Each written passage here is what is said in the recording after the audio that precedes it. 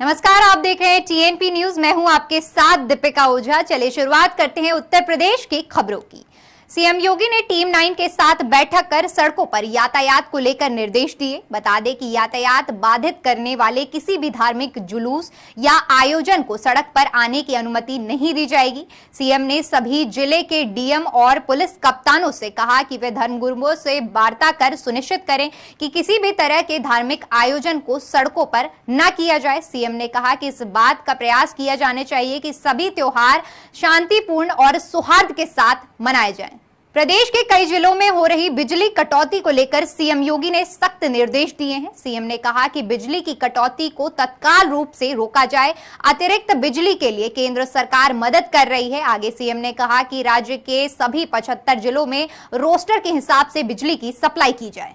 तो वहीं सीएम योगी अपने 3 दिवसीय दौरे पर उत्तराखंड पहुंचे। यहां सीएम योगी पौड़ी जिले के स्थित अपने गांव जाएंगे। आपको बता दें कि सीएम योगी खास तौर पर अपनी बहन से मिलने पहुंचे हैं। सीएम योगी की बहन ने आदित्यनाथ से भावुक अपील करते हुए कहा था कि वो एक बार घर आकर मां से मिलें। उनकी मां उन्हें रात दिन याद करती रहती हैं। सीएम योगी ने दिव्यांगजनों को बड़ी राहत दी है। राज्य विकास के साथ ही योगी सरकार सामाजिक सुरक्षा के लिए तत्पर है। इसी कड़ी में सरकार ने दिव्यांगजनों की योजना भरण पोषण सहायता में 3 गुना से ज्यादा की बढ़ोतरी कर दी है। बता दें कि 5 सालों में सरकार ने दिव्यांगजनों के लिए उत्थान और उनकी जिंदगी को आसान बनाने के लिए नई योजनाओं की शुरुआत की है। साथ ही पुरानी स्कीमों में मिलने वाली सुविधाओं में भी सुधार किया और उनकी धनराशि में इजाफा किया गया है। तो वहीं सीएम योगी ने हर जनपद में मंत्रियों को स्वास्थ्य और अन्य सेवाओं का निरीक्षण करने के आदेश दिए हैं। इसी कड़ी में सरकार के राज्य मंत्री नितिन अग्रवाल जालौन पहुंचे, जहां उन्होंने विकास भवन सभागार में जिले के अधिकारियों के साथ बैठक की और प्रदेश सरकार की कल्याणकारी योजनाओं की रिपोर्ट जानी। इसके साथ ही मंत्री ने कलेक्ट्रेट परिसर में बने कोविड कंट्रोल रूम का जायजा लिया और राजकीय मेडिकल कॉलेज का निरीक्षण किया। इस दौरान राज्य मंत्री ने महंगाई पर कहा कि पूरे देश में यूपी में टैक्स सबसे कम है। सपा प्रमुख अखिलेश यादव और शिवपाल यादव के बीच बयानबाजी तेज होती जा रही है। शिवपाल सिंह यादव ने ईद की बधाई देते हुए अखिलेश यादव पर तीखा हमला बोला है। शिवपाल सिंह यादव ने ट्वीट कर लिखा कि अपने सम्मान के न्यूनतम बिंदु पर जाकर मैंने उसे संतुष्ट करने का प्रयास किया। आगे उन्होंने लिखा कि जिसे हमने चलना सिखाया वो ही हमें रौंदता चला गया।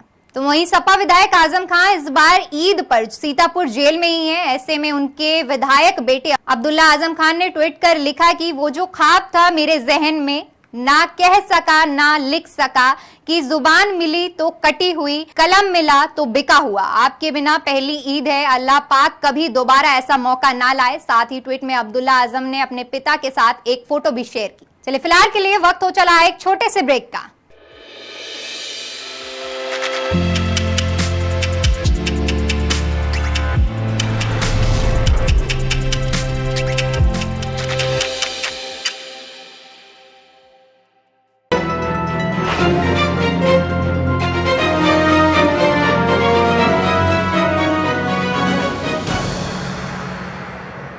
ब्रेक के बाद एक बार फिर से आपका स्वागत है। चलिए रुक करते हैं अगली खबर का। लखनऊ के ईदगाह में उप मुख्यमंत्री ब्रजेश पाठक ने लोगों से गले मिलकर ईद की बधाई दी। बता दें कि कोरोना काल से उभरने के बाद प्रदेश में ईद का त्योहार काफी धूमधाम से मनाया जा रहा है। लोगों ने सुबह नमाज अदा करने के दौरान सभी के लिए अमन और चैन की दुआ की। तो वहीं संभल में ईद की नमाज के बाद सदिरनपुर गाँव में ताबड़तोड़ गोलियां चली, जिसमें बच्चों सहित 4 लोग गंभीर रूप से घायल हो गए हैं। सूचना मिलते ही पुलिस मौके पर पहुंची और सभी घायलों को जिला अस्पताल में भर्ती कराया गया। आपका? मेरा तनवीर आलम नाम है। कहाँ रहते हैं आप? सदीरनपुर थाना असमोली।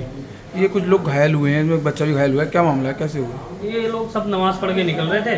अचानक से 8, 10, 12 लोग सब लगभग आए। सबके हाथों में डंडे और तमंचे, बंदूकें और ईंटें वीटें वगैरह थी और आते ही शुरू कर दी जी लड़ाई। एकदम गोली चलानी शुरू कर दी। कौन लोग हैं वो? कासिम है और आकिल है, उसके भाई हैं 4-5 और तजम्मुल है, 4-5 और लोग हैं जो उनके साथ में थे। कोई पुराना विवाद था? कोई नहीं, पुराना तो कोई ऐसा विवाद नहीं है, सारे खत्म हो चुके हैं पुराने विवाद तो। थाना असमौली के अंतर्गत ग्राम सदीरनपुर से आज सुबह जानकारी प्राप्त हुई कि 2 पक्षों के बीच में आपस में पुराने विवाद को लेकर संघर्ष हो गया है, जिसमें दोनों तरफ से ईंट पत्थर चलने व अवैध शस्त्रों से फायरिंग की सूचना प्राप्त हुई है। मौके पर पुलिस के द्वारा जांच की जा रही है। यह प्राप्त हुआ है कि दोनों ही पक्ष मुस्लिम समुदाय से संबंध रखते हैं। एक पक्ष से गुलाम मुर्तजा व फिरोज घायल हुए हैं, दूसरे पक्ष से मुजीब घायल हुए हैं। तीनों जो घायल हैं उनको उपचार हेतु रवाना किया गया है। मौके पर जो अन्य अभियुक्त हैं उनकी गिरफ्तारी का प्रयास चल रहा है और मौके पर शांति व्यवस्था इस समय पूरी तरह से कायम है। पुलिस मौके पर उपस्थित है।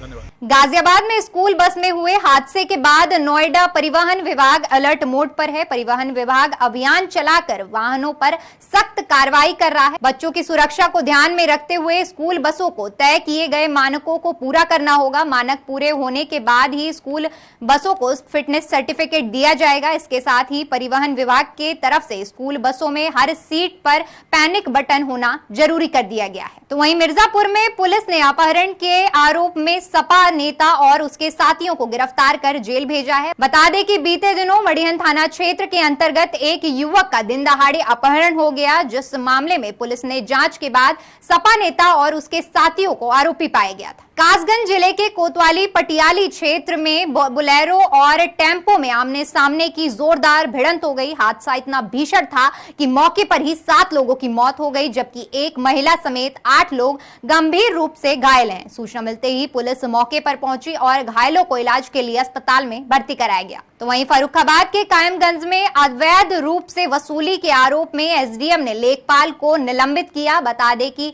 पट्टे की जमीन मापने के नाम पर लेखपाल पर अवैध वसूली करने का आरोप लगाया गया था, जिसकी सूचना मिलते ही एसडीएम ने लेखपाल के खिलाफ कार्रवाई करते हुए जांच के आदेश दिए। साथ ही एसडीएम ने कहा कि लेखपाल के दोषी पाए जाने पर उसके खिलाफ एफआईआर दर्ज होगी। लेखपाल का नहीं उसमें आरोप लगाया गया है कि किसी व्यक्ति के द्वारा जो है पैसे लिए गए हैं। उसमें जांच प्रारंभिक की गई है। लेखपाल को निलंबित कर दिया गया है और गहनता से जांच के निर्देश दिए गए हैं और दोषी पाए जाने पर एफआईआर भी दर्ज कराने के निर्देश दिए गए हैं। चलिए फिलहाल के लिए इतना ही। देश और दुनिया की तमाम बड़ी खबरों के लिए हमारे YouTube चैनल को सब्सक्राइब करें। खबरों को विस्तार से जानने के लिए हमारी वेबसाइट www.tnpnews.in पर विजिट करें। धन्यवाद।